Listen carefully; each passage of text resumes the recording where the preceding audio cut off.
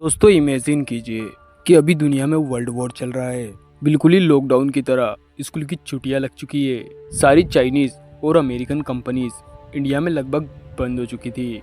Lockdown में जिस तरीके से लोगों की नौकरियां छीन ली गई, सेम उसी तरीके से इस वर्ल्ड वॉर ने भारत के कई सारे पुरुषों का रोजगार छीना।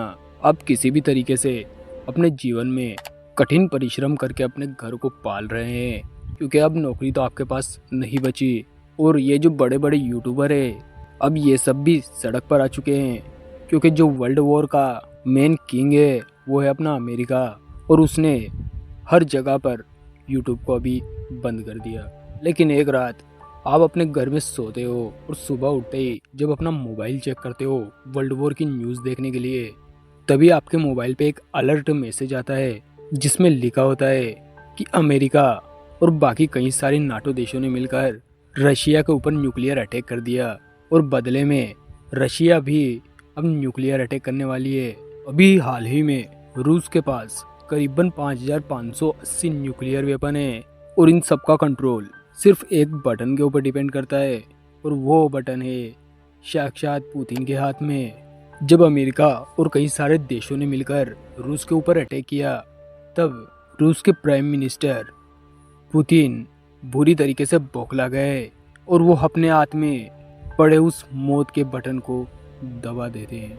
अगर आप सोच रहे हो कि भाई मैं तो इंडिया के छत्तीसगढ़ से हूँ, इंडिया के मध्य प्रदेश से हूँ या राजस्थान से हूँ, इसलिए मैं तो बच जाऊँगा, तो आप बिल्कुल ही गलत सोच रहे हो।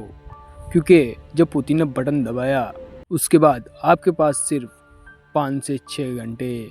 इन 5 से 6 घंटों के अंदर आपको जितना पैसा समेटना है आप समेट लो, जितना खाना है खा लो, जितनी महंगी गाड़ियों में आपका घूमना है घूम लो, क्योंकि आपके लाइफ के ये सिर्फ 6 घंटे होंगे। तो चलिए आते हैं 6 घंटे पीछे, जब हमारे पुतिन उस रिमोट को दबाते हैं।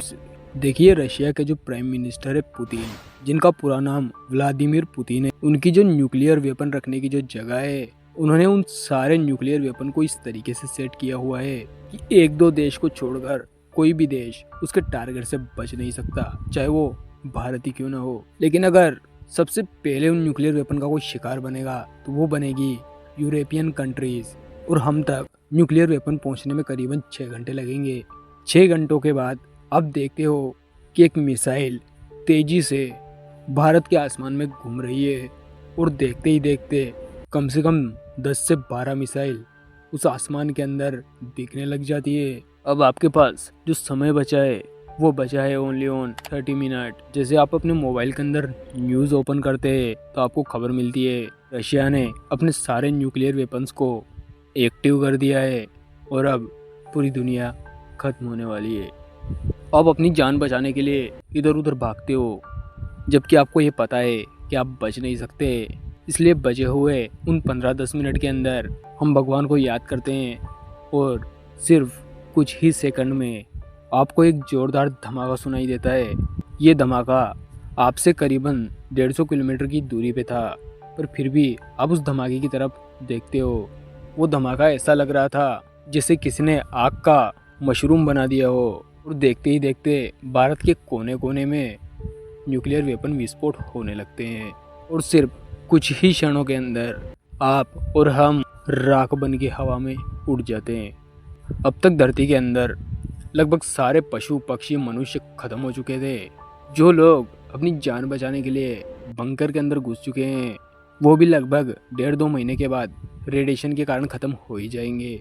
जिस एस्ट्रॉइड ने डायनासोर का अंत किया था, समझ लो ये न्यूक्लियर वेपन उससे सिर्फ 10% कम ही कारगर साबित होंगे, लेकिन नुकसान पूरा देंगे।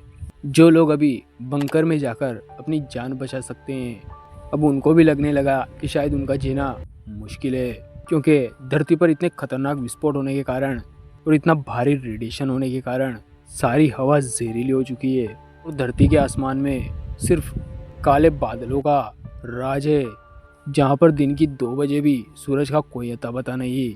लेकिन अभी कुछ मनुष्य अभी भी जिंदा है, और वो है हमसे करीब 1 लाख किलोमीटर दूर अंतर्राष्ट्रीय स्पेस स्टेशन के अंदर बैठे वो एस्ट्रोनॉट, जो कि अर्थ के एंड का लाइव मंजर देख रहे हैं। लेकिन बेचारे एस्ट्रोनॉट भी अब कुछ ही सालों के मेहमान हैं, क्योंकि जितना फूड पैकेज उन्होंने स्टोर किया हुआ है कभी भी खत्म हो सकता है। अगर आपको जानना है कि इसके बाद आगे क्या होगा तो वीडियो को लाइक करके शेयर कर दो। हम इसका चैप्टर 2 भी जल्दी लाएंगे।